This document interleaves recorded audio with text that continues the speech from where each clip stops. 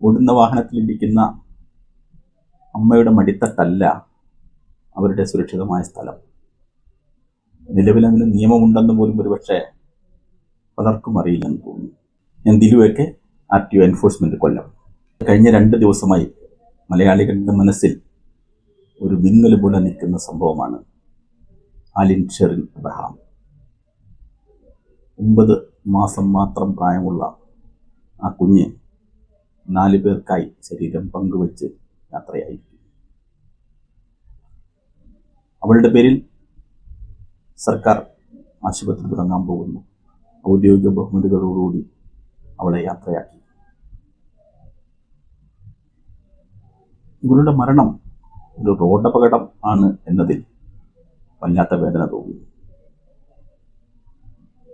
ഇത്തരത്തിൽ കുട്ടികളുള്ള മാതാപിതാക്കൾക്ക് എത്ര പേർക്ക് അറിയുമെന്നറിയില്ല.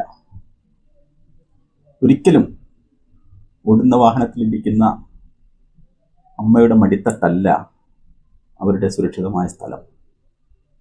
നിലവിൽ അതിന് നിയമമുണ്ടെന്ന് പോലും ഒരുപക്ഷെ പലർക്കും അറിയില്ലെന്ന് തോന്നുന്നു. 12 വയസ്സ് വരെയുള്ള കുട്ടികൾ ചൈൽഡ് റെസ്ട്രൈൻ സീറ്റിലാണ് ഇരിക്കേണ്ടത്. അവ പിടിപ്പിക്കേണ്ടതോ ബാക്ക് സീറ്റിൽ. 2 വയസ്സ് വരെ ഉള്ളവർക്ക് റിയർ ഫേസിംഗ് ആയിട്ടുള്ള ചൈൽഡ് റെസ്ട്രൈൻ സീറ്റുകളുണ്ട്. 10 വർഷമായി നിലവിൽ നിയമം നിൽക്കുന്നുണ്ട്. ഇടക്കാലത്ത് മോട്ടോർ വാഹന വകുപ്പ് അത് ഇനിഷ്യേറ്റ് ചെയ്തിരുന്നെങ്കിലും പിന്നെ വീണ്ടും അത് നടക്കാറുള്ളൂ. 5 വയസ്സ് വരെ ഉള്ളവർക്ക് ഫ്രണ്ട് ഫേസിംഗ് ആയിട്ടുള്ള ഇത്തരത്തിലുള്ള ചൈൽഡ് റെസ്ട്രൈൻ സിസ്റ്റമുണ്ട്.